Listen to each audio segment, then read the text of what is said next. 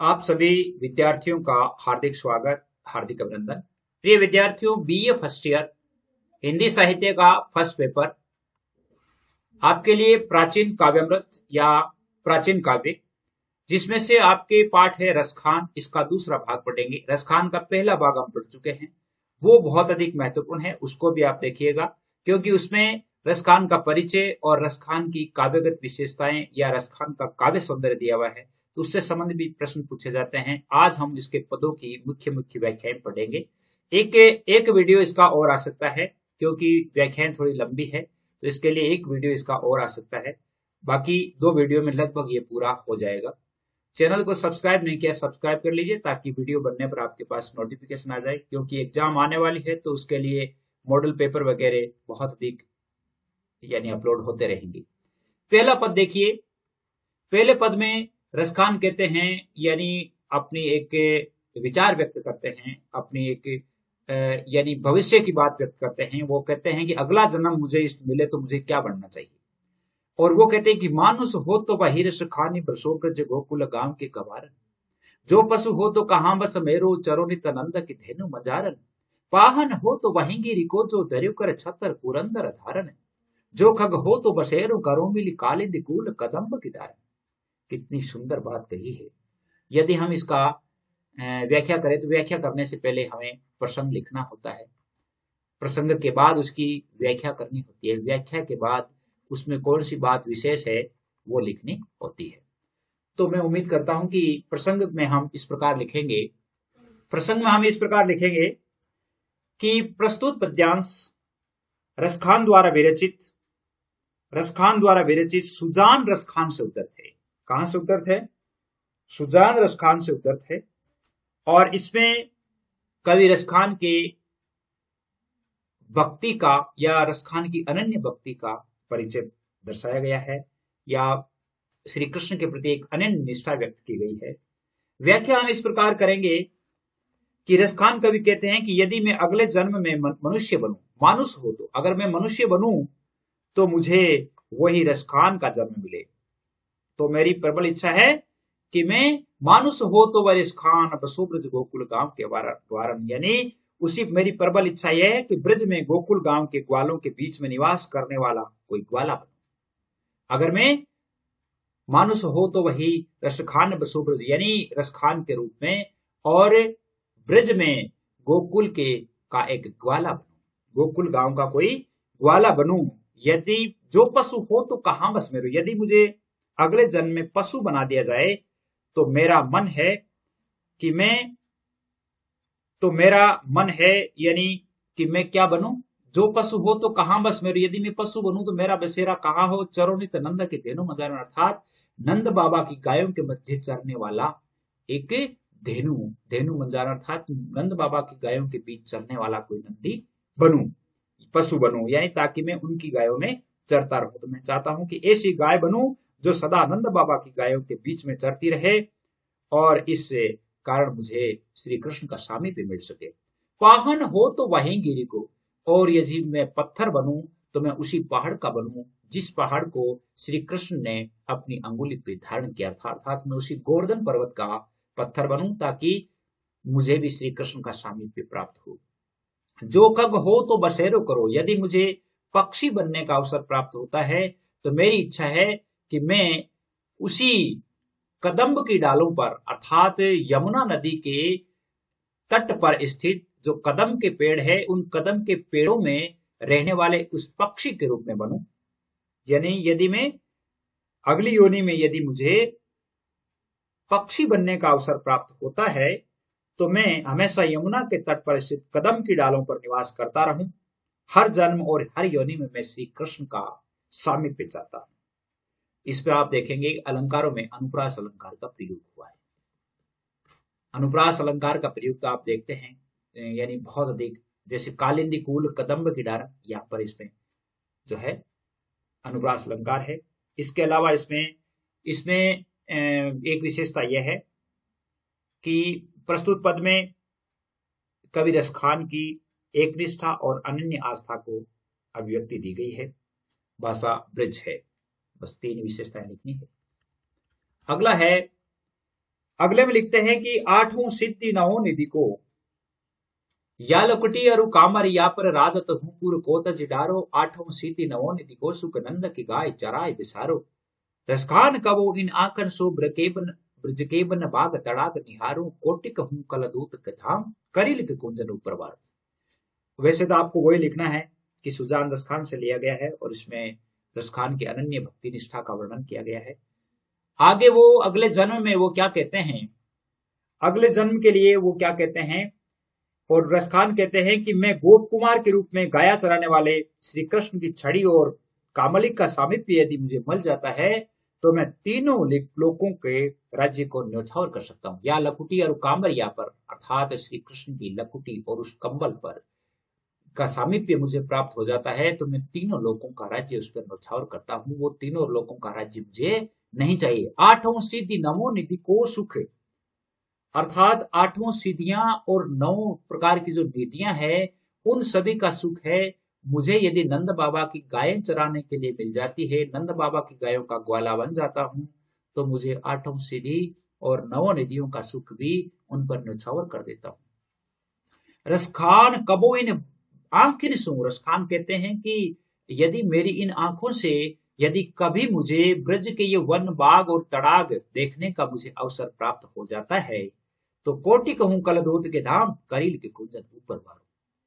तो ये क्या कहता है कि यदि मुझे यानी ये जो बाग है, तड़ाग है, तालाब है, यदि देखने को मिल जाते हैं तो मैं करोड़ों सोने के महलों को उन पर और करील के कुंजों पर न्यौछावर कर देता हूं।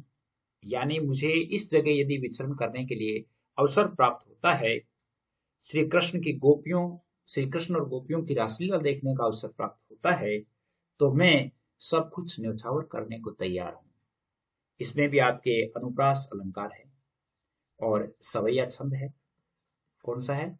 सवैया छंद है, ब्रज भाषा है। इसके साथ साथ रसखान की अपने आराध्य श्री कृष्ण की प्रत्येक वस्तु से सामीप्य की भावना व्यक्त की गई है या अपनत्व का भाव व्यक्त किया गया है। अगला देखिए, इस पद में देखिए, इस पद में कहते हैं कि शेष गणेश महेश दिनेश सुरेश जाहि निरंतर गावे जाहि अनादि अनंत अखंड अछेद अभेद सुवेद बतावे नारद से सुख व्यास रटे पुनि पति हारे तो पावन पावे ताहि अहिर की छोकरियां सचिया पर नाच पे नाच नचावे। कितनी सुंदर बात कही है। वही बात है कि प्रस्तुत पद्यांश रसखान ग्रंथावली से संकलित है और उद्धृत है। इसमें रसखान ने श्री कृष्ण के परमात्मा स्वरूप का वर्णन किया है और उसका महत्व बतला करके उनकी भक्त वत्सलता और ब्रज स्नेह का बहुत ही सुंदर चित्रण किया है। तब वो कहते हैं कि भक्त कवि रसखान कहते हैं कि जिन परमात्मा स्वरूप श्री कृष्ण का गुणगान शेषनाग, गणेश जी, शिव जी, सूर्य भगवान और देवराज इंद्र निरंतर गान करते रहते हैं, यानी निरंतर इनको गाते रहते हैं, अर्थात इनका यश गाते रहते हैं। जाहि अनादि अनंत अखंड, अर्थात जिन्हें वेदों में अनादि अजन्मा अनंत अखंड अछेद्य, यानी अछेद्य मतलब जिसको नष्ट नहीं किया जा सकता, और जिनको अभेद्य बतलाया गया है। नारद से सुव्यास रटे मुनि, यानी देवर्षि नारद से लेकर के महर्षि सुखदेव और देवपायन व्यास जिनके नाम को रटते रटते हार गए हैं। नारद से सुखव्यास रटे पुनि पछ हारे तो पारन पावे। नारद से लेकर के सुखव्यास मुनि और देवपायन जो ऋषि है उन तक जो है श्री कृष्ण के नाम को रटते रटते हार गए हैं, लेकिन उन्हें उनका दर्शन लाभ प्राप्त नहीं हुआ है। ताहि अहीर की छोहरियां सचिया पर छाछ नाज न, यानी जिनकी नाम महिमा है वो गाते गाते थक गए हैं, जिनका नाम महिमा वर्णनातीत है, अगम्य है, उन ऐसे प्रभु श्री कृष्ण को अहीरों की छोहरियां अर्थात गोपियां हैं, छचिया बरछाछ अर्थात चुल्लू बरछाछ का लालच दे करके और उसे नचाती है कि हम छाछ तो डाल देगी लेकिन तो नाच दिखाओ तब हम आपको छाछ डालेंगी। तो कितना सुंदर वर्णन किया है। इसमें अनुप्रास और उल्लेख अलंकार का प्रयोग हुआ है, अनुप्रास और उल्लेख अलंकार का प्रयोग हुआ है। इसके साथ साथ भगवान अपने भक्तों पर कर प्रदर्शी रख करके उनकी मनोकामना पूर्ण करते हैं, इसमें यह भाव व्यक्त हुआ है। अगला देखिए, अगला है कि अगला श्री कृष्ण के बाल रूप का वर्णन किया है कि धूरी भरे अति शोभित श्याम जो तेसी बनी श्री सुंदर चोटी खेलत खात पीरे अंगना पग पेंचनी बाजती पीरी कछोटी। वा छवि को रस खान बिलोकत भारत काम कला निज कोटि, काग के भाग बड़े सजनी हरि हाथ सुन के माखन रोटी। यानी कहते हैं कि धूल से भरा हुआ चेहरा है, अर्थात शरीर पर धूल लगी हुई है, श्री कृष्ण है वो जिसके सर पे सुंदर चोटी गूंथी हुई है और अपने हाथ में रोटी लिए हुए खाते फिरते हुए आंगन में फिर रहे हैं, जिनके पैरों से घुंघरू बज रहे हैं अर्थात पायल बज रही है, पीली पीला कच्छा पहन रखा है, कछोटी पहन रखी है। और उस छवि को रसखान कहते हैं कि वो छवि देखने से इतनी सुंदर लगती है कि उस पर करोड़ों कामदेव और करोड़ों निधियां हैं वो न्यौछावर की जा सकती है। और अंत में लिखते हैं कि रसखान कहते हैं कि हे सखी, उस कौवे के भाग कितने उत्कृष्ट रहे होंगे जिसने श्री कृष्ण के हाथों से मक्खन लगी हुई रोटी को छीन लिया था। अर्थात मक्खन लगी हुई रोटी अर्थात श्री कृष्ण का रोटी के माध्यम से श्री कृष्ण का सामीप्य जिस कौवे को मिला होगा तो वह कौवा कितना भाग्यशाली होगा। इसमें भी आपके यानी भक्त की अनन्य भक्ति निष्ठा व्यक्त की गई है और श्री कृष्ण के बाल रूप का वर्णन किया गया, वात्सल्य रस है। आगे लिखा है अगले में है कि प्राण वही जू रहेरी जीवा पर, रूप वही जू वही जा ही रिजायो, शीश वही जी हिवे पर से पग, अंग वही जू वही परसायो, दूध वही जू दुहायो वैसो, दही सु वही जो वही ढरकायो, और कहाँ लो कहो रस खानरी, भाव वही जू वही मन भायो। क्या कहते हैं, आपको प्रसंग वही लिखना है कि सुजान रसखान से लिया गया है और इसमें रसखान ने अपने आराध्य श्री कृष्ण के नटवर नागर रूप का चित्रण किया है। और इसमें लिखते हैं कवि रसखान कहते हैं कि प्राण वही अच्छे हैं, प्राण वही अच्छे हैं उन जिन पर जो उन पर श्री कृष्ण का अनुराग प्रकट होता है, अर्थात जो है श्री कृष्ण को अच्छा लगते हैं। शीश वही जो वही पर से पग, यानी रूप सौंदर्य वही श्रेष्ठ होता है जो श्री कृष्ण को रिझाया जा सकता है। और सिर वही भाग्यशाली है जिसने श्री कृष्ण के चरणों का स्पर्श किया है। शीश वही अर्थात यानी शीश वही है जिसने श्री कृष्ण के पैरों का स्पर्श पाया है, श्री कृष्ण के पैरों का स्पर्श पाया है। और अंग वही जी वाही परसायो, और वही अंग जो है प्रशंसा योग्य हैं जिनका उन पर श्री कृष्ण ने स्वयं स्पर्श किया है। दूध वही जो दुहायो वैसो, अर्थात दूध वही सबसे अच्छा है जिसे श्री कृष्ण भगवान ने दुहा है। और दही सु वही जो वही ढरकाई, और दही वही श्रेष्ठ है जिसे ग्वाल बालों के साथ साथ लीला करते हुए श्री कृष्ण ने जिसको ढरकाया है अर्थात ढोल दिया है। और कहाँ लो कहो रसखान, कवि रसखान कहते हैं कि श्री कृष्ण की विशेषताओं का उल्लेख कहां तक करूं, और कहाँ लो कहो रसखान अर्थात श्री कृष्ण की विशेषताओं का कहां तक उल्लेख करूं, यानी उनकी विशेषताएं किस प्रकार कहूं। स्वभाव वही सबसे अच्छा है, भाव वही जो वही मन भायो, अर्थात स्वभाव वही अच्छा है जो उन श्री कृष्ण के मन को अच्छा लगे। कहने का अर्थ यह है कि सांसारिक जीवन की प्रत्येक वस्तु तभी सफल मानी जाएगी जब उसे भगवान का आशीर्वाद मिलता रहे। यदि हम इसको विशेष लिखेंगे तो विशेष में क्या लिखेंगे, विशेष इसमें ये लिखेंगे कि इसमें कवि की अनन्य भक्ति और आराध्य के प्रति समर्पण के भाव व्यक्त हुए हैं, अनुप्रास अलंकार का प्रयोग हुआ है, सवैया छंद है और इसमें ब्रज भाषा का प्रयोग हुआ है। इस प्रकार हम इसको लिखेंगे। अगला है, देखो अगला लिखा है कि बेन वही उनको गुण गाई, ओ कान वही उन बेन सुसानी, हाथ वही उन गात सरे, और पाए वही जो वही अनुजानी, जान वही उन प्राण के संग, उपान वही जो वह करे मनमानी, त्यो रस खानी वही रस खानी, जो है रस खानी सो है रस खानी। देखिए कितनी सुंदर बात कही है। कवि लिखते हैं कि वाणी वही सार्थक है, बेन बेनिन वाणी, वाणी वही सार्थक है जो श्री कृष्ण के गुणों का गान करती है, जो श्री कृष्ण के गुणों का यानी गुणगान करती है। और कान वही उन बेन सुसाने, और कान वही उत्तम है जो श्री कृष्ण के वचनों को सुनते हैं, अर्थात श्री कृष्ण के उपदेश सुनने वाले कान, अर्थात श्री कृष्ण की बातों को सुनने वाले कान सबसे अच्छे हैं। हाथ वही उन गात सरे, और हाथ वही श्रेष्ठ है जो श्री कृष्ण के शरीर का स्पर्श करते हैं। हाथ वही उन गात सरे, अर्थात वो हाथ वही अच्छे हैं, सर्वश्रेष्ठ हैं जो श्री कृष्ण के शरीर का स्पर्श करते हैं, और पांव वही जो वही अनुजानी, और पैर वही श्रेष्ठ हैं और सफल हैं जो उनके श्री कृष्ण का अनुगमन करते हैं, पीछे पीछे चलते हैं। जान वही उन प्राण के संग, जीवन भी वही सबसे उत्तम है जो उनके प्राणों के साथ साथ फिरता रहे। और मान भी वही भला है जो श्री कृष्ण के दर्शनों के लिए मनमानी करे, और मान वही जो करे मनमानी, अर्थात श्री कृष्ण के दर्शनों के लिए मनमानी करता है, वही मान अच्छा है। त्यों रस खानी वही रस खानी। अंत में लिखते हैं, अंत में क्या लिखते हैं, अंत में रसखान को लिखते हैं कि वही उत्तम रस की खान है जो उसको रस या आनंद के आधार श्री कृष्ण में आसक्त रह करके आनंद का उपभोग करते हैं। अर्थात त्यों रस खानी वही रस खानी, अर्थात रस की खान तो वही है, उत्तम रस की खान तो वही है, अर्थात जिस आनंद के आधार श्री कृष्ण की बातों में आनंद लेता है, आनंद का उपभोग करते हैं। तो इसमें देखिए यमक अलंकार का प्रयोग हुआ है इसमें रसखानी में, और सवैया छंद है। इसके साथ साथ आपके काव्य लिंग अलंकार का भी प्रयोग हुआ है, अनुप्रास अलंकार का प्रयोग हुआ है। इसमें अनन्य भक्ति, समर्पण और अनुराग की भावना व्यक्त की गई है। अगला देख लीजिए, अगला लिखा है कि अगले में लिखते हैं कि ब्रह्म में ढूंढो पुराना न गाना न वेद ऋचा सुनी चौकु न गायन, देख सुनो कब हूं न कहूं वे कैसे स्वरूप ओ कैसे सुभायन, हैरत टेरत हारी परियोर सखाने बतायो न लोग लुकायन, देखो दूरो वे कुंज कुटीर में बैठ पलोट दुरादि का पायन। कितनी देखो कितनी सुंदर बात कही कि श्री कृष्ण का जो निवास स्थान कहाँ है। इसमें रसखान ग्रंथावली से लिया गया है, और इसमें कवि श्री कृष्ण के सर्वव्यापक और रहस्य में ईश्वरीय रूप का वर्णन करते हैं।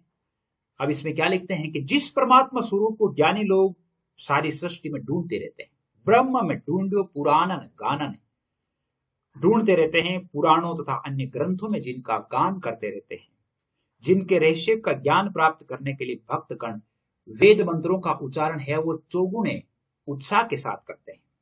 अर्थात जिस ब्रह्मा को ढूंढने के लिए, जिस परमात्मा को ढूंढने के लिए जो है मनुष्य, ऋषि, मुनि सब ये जो है सारी सृष्टि में ढूंढते रहते हैं, पुराणों में, अन्य ग्रंथों में जिनका गुणगान करते हैं, और जिनका रहस्य और ज्ञान प्राप्त करने के लिए भक्तगण है वेद मंत्रों का उच्चारण बड़े ही चाव से करते हैं।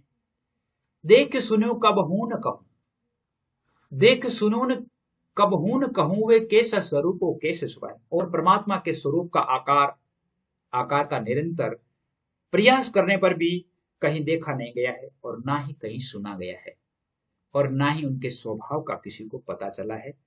यानी किसी के उसके स्वभाव, आकार, प्रकार किसी के बारे में लोगों को पता नहीं चला है। इसलिए हमें ये मालूम नहीं कि परमात्मा कैसे स्वरूप का और कैसे स्वभाव का है, कैसे स्वरूप और कैसे सुभायन, क्योंकि बहुत अधिक अथक परिश्रम करने के पश्चात भी हमें ईश्वर के उस रहस्य का पता नहीं चला है।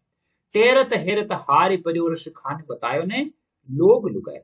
रसखान कवि कहते हैं कि उस परमात्मा को खोजते खोजते लोग थक गए। टेरत हेरत हारि परिवर, रसखान कहते हैं कि लोग उसको टेरते हुए, हेरते हुए, अर्थात उनको याद करते हुए, उसको खोजते हुए थक जाते हैं, या मैं थक गया हूं, फिर भी किसी ने उसका अता पता नहीं बताया न लोग लुगाए, किसी ने भी उसका अता पता नहीं बताया। देखो दूरो वे कुंज कुटीर में बैठो पलोट तू राधि का पायन, लेकिन परंतु वही परमात्मा श्री कृष्ण के स्वरूप में वृंदावन के कुंजों के जो बने हुए कुटीर है उनमें छिपा हुआ दिखाई देता है, जो कि यहाँ अपनी श्रृंगार लीला के अनुसार राधा के पांव को पलोटता हुआ अर्थात सहलाता हुआ बैठा है। लेकिन वही श्री कृष्ण है, वो कहाँ प्राप्त होते हैं? वही श्री कृष्ण है, वो वृंदावन के कुंज जो है वहां पर जो कुटीर बने हुए हैं उन कुटीरों में राधा के साथ प्राप्त होते हैं, राधा के साथ देखे जा सकते हैं। कहने का अर्थ है कि ईश्वर को हम सहज ही प्रेम से प्राप्त कर सकते हैं, और किसी भी तरह की यदि हम युक्तियां लगाते हैं तो उन युक्तियों से ईश्वर की प्राप्ति नहीं होती है। आगे लिखा है कि द्रौपदियो गणिका गज गीत अजामिल सो कियो न निहारो, गौतम गहनी कैस तरी पेलाद कुकेश दुखो हरियो दुख बारो, काहे को सोच करे रस कानी कहा कर ये रवि नंद विचारो, ताखन जाखन राखन माखन चाखन हारो सो राखन हारो। देखिए कितनी अच्छी बात कही। ये लिखते हैं, इसको लिखने के लिए भी आपको वैसे ही सुजान रसखान से लिया गया है। और कबीर रसखान अपने मन को समझाते हुए कहते हैं, यहाँ पर अपने मन को समझाते हुए कहते हैं कि भाई ईश्वर प्राप्ति के लिए हम जगह जगह ढूंढते फिरते हैं, तो ईश्वर की प्राप्ति के लिए मन को समझाते हुए कहते हैं कि हे मन, भगवान ने अपनी भक्ति करने वाली द्रौपदी, वेश्या, हाथी, जटायु, अजामिल, इनका जो उद्धार किया है उसका भी तो तुम विचार करो। द्रौपदी ओ गणिका गज गीत, अजामिल सो कियो निहारो। यानी हे रसखान, जिसने द्रौपदी का उद्धार किया था, गणिका जो वेश्या थी उसका उद्धार किया था, हाथी जिसका उद्धार किया था, गिद्ध का, अजामिल का, इन सभी का उद्धार करने वाले तो प्रभु श्री परमात्मा ही थे। गौतम गहनी कैसे करी, और जिसने गौतम ऋषि की पत्नी अहिल्या थी उनका भी उद्धार किया था, जिसने भगवान ने भक्त प्रहलाद का दुख, भयंकर दुख हरण कर लिया था, जिसने, इन्होंने कहा है कि तू इस प्रकार का विचार मत करो। यानी ये तो सचेतन जीव थे, लोक में प्रसिद्ध भक्त थे। गौतम ऋषि की पत्नी अहिल्या का कैसे उद्धार किया, यानी अचेतन शिला रूप में पड़ी हुई अहिल्या का उद्धार कर दिया, और वही भक्ति निष्ठा और भक्त वत्सलता के श्रेष्ठ उदाहरण है। इसी प्रकार भक्त प्रहलाद के दुखों को दूर किया था, हर कोई व्यक्ति जानता है। कहने का अर्थ है कि हे भगवान, कि वो भगवान अपने भक्तों का पूरा ध्यान रखते हैं, उनके कष्टों का निवारण अवश्य करते हैं। काहे को सोच करे सुखानी, और वो कहते हैं कि तू अपने विषय में क्यों सोच करता है। काहे को सोच करे रसखानी, अय रसखान तू अपने विषय में क्यों सोच करता है। सोच करता है वह बेचारा यमराज तुम्हारा क्या बिगाड़ सकता है। काहे को सोच करे रसखानी, का करिए रविनंद विचारो, अर्थात यमराज तुम्हारा क्या बिगाड़ सकता है, तुम्हें किस बात की शंका हो रही है, जब तक मक्खन को चखने वाले श्री कृष्ण तुम्हारी रक्षा करने वाले हैं। ताखन जाखन राखिए माखन, अर्थात जब तक मक्खन को चखने वाले श्री कृष्ण तुम्हारी रक्षा करने वाले हैं, तब तक तुम्हें किसी से डरने की जरूरत नहीं है। ताखन जाखन राखन माखन हार, माखन चाखन हारो सुराखन हारो, अर्थात जो मक्खन को चखने वाले श्री कृष्ण हैं, जब तक वो आपकी रक्षा करने वाले हैं, तब तक you have no need to afraid of anything, यानी आपको किसी से भी डरने की आवश्यकता नहीं है। तो इसमें अनुप्रास, यमक और उल्लेख अलंकार का प्रयोग हुआ है। अनुप्रास का, यमक का प्रयोग भी हुआ है इसमें, जैसे है ना ताखन जाखन माखन चाखन, इसमें जो है यमक का प्रयोग भी हुआ है। इसके साथ साथ अपने आराध्य के प्रति पूर्ण समर्पण और आस्था व्यक्त की गई है। उम्मीद करता हूं कि आपको समझ में आया है। आपको कैसा लगा जरूर बताइएगा, कहाँ कहाँ समझ में आया। अगर समझ में नहीं भी आया हो तो भी बताइएगा जरूर, कि इस प्रकार हमें थोड़ा और मार्गदर्शन करें, कि इस प्रकार एक वीडियो और डालें। कोई आपका चैप्टर या कोई आपका जो दोहा आपके किताब में है और वो यहाँ आपको प्राप्त नहीं हुआ है, तो मुझे लिख करके बताइएगा। अबाउट सेक्शन में आप जाओगे तो वहां पर लिंक दिया हुआ, वहां पर भी लिख सकते हैं। और वैसे आप कमेंट जो है, कमेंट में भी आप लिख करके बता सकते हैं। तो उम्मीद करता हूं आपके लिए बहुत ही अच्छा चल रहा है। और आज के लिए बस इतना ही। जय हिंद, जय भारत।